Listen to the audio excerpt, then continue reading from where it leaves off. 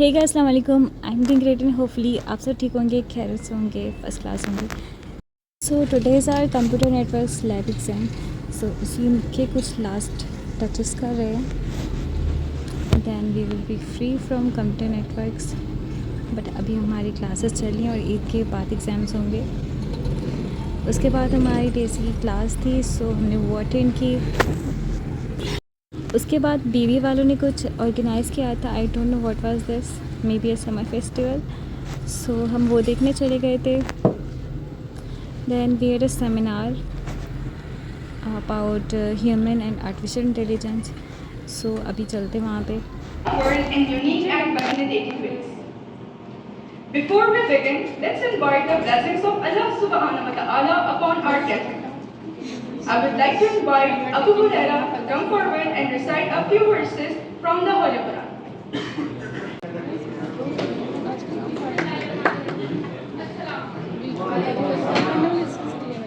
A very good morning to all distinguished faculty members, researchers, and students who are present.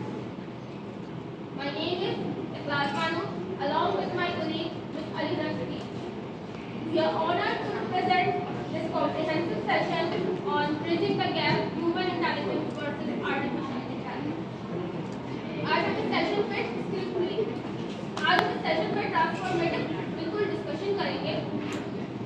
सबसे पहले हम देखेंगे कि हम कर लेते हैं कोडिंग करके फॉर्म्स निकाल के गेम खेल के व्हाटसएवर हमारे पास बहुत सारे प्लेटफॉर्म होते हैं। बट फॉर मेडिकल स्टूडेंट्स उनके पास इतनी चीज़ें नहीं होती, उनको फिजिकली करना पड़ता है, उनको अपनी हाउस जॉब करनी पड़ती है। But there are AI models जहाँ पे वो वर्चुअली पेशेंट से बात कर सकते हैं और उनकी डिजीज डायग्नोस कर सकते हैं और उनको प्रिस्क्रिप्शन भी दे सकते हैं। सही है। और फिर हमारे पास होती है डॉक्यूमेंटेशन डॉक्टर्स के लिए नहीं, हम सबके लिए ज़्यादा इम्पोर्टेंट होती है। हमें हर चीज़ की रिपोर्ट जनरेट करनी होती है, बट डॉक्टर्स को डायग्नोस करने के लिए सबसे उनकी जो इम्पोर्टेंट होती है उसको बैकग्राउंड जानना जरूरी होता है, तो उनके लिए ज़्यादा इम्पोर्टेंट होता है। सही है। हमारी फील्ड के लिए तो हमको इनोवेशन के लिए हम पढ़ लेते हैं, बट डॉक्टर्स के लिए क्या होता है, पेशेंट की बैकग्राउंड जानना जरूरी होता है कि उसको पिछला क्या हुआ था, कि डायग्नोस हुआ था, उसको सही क्या नहीं हुआ था, उसकी रिपोर्ट देखिए। तो हमारे पास ये डॉक्यूमेंटेशन इम्पोर्टेंट होती है। और तो एक ओपन बुक आते हैं कि पाकिस्तान में यहाँ पे लोगों को पता भी हो कि ऑलमोस्ट 1.5 लाख ईयरली डॉक्टर्स की कमी होती है। पता है आपको? पता होना चाहिए।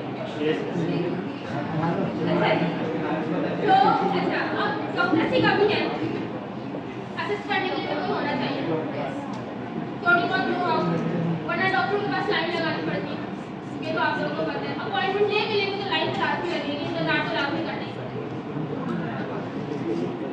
अच्छा, तो क्या होता है भाई कि हमारी AI existing health care workers होते हैं जो कि फोर्स मल्टीप्लायर बना सकते हैं।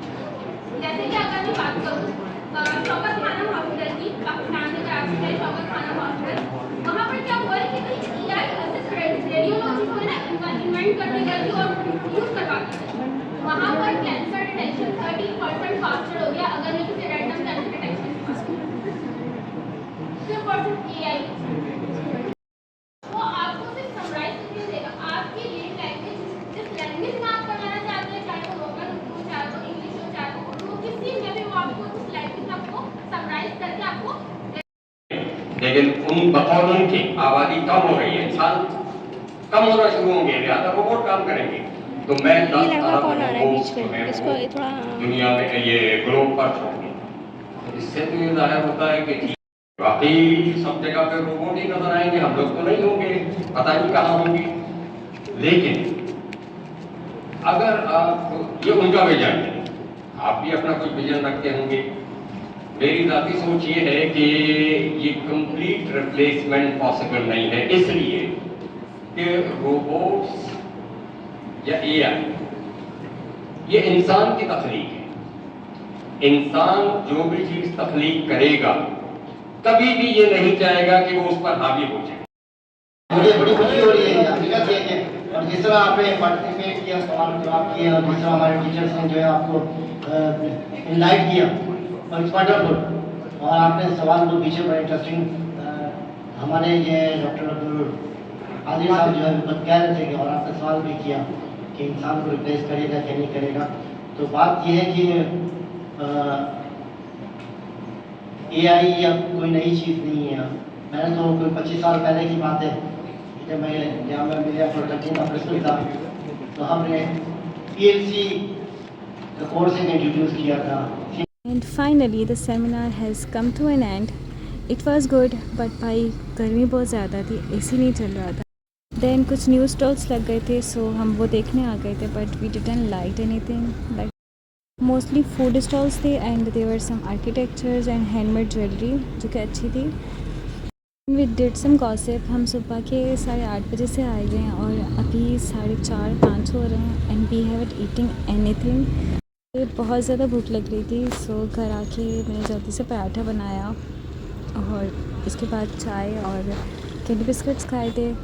Then I had some assignments और प्रोजेक्ट्स टू मेड, सो मैंने वो बनाया और देर रात तक मैंने काम किया है। लिटरली 1:30 हो चुके थे मुझे असाइनमेंट्स और प्रोजेक्ट्स बनाते। सो या आजकल यही रूटीन चल रही है वैसे तो, सारा दिन असाइनमेंट क्विज़ प्रोजेक्ट्स इनके पीछे लगे रहते हैं। And I had some pasta and dinner. तो या दैट्स इट फॉर टुडे। मिलेंगे नेक्स्ट वीडियो में, तब तक के अल्लाह हाफ़िज़ and please like share subscribe to my channel.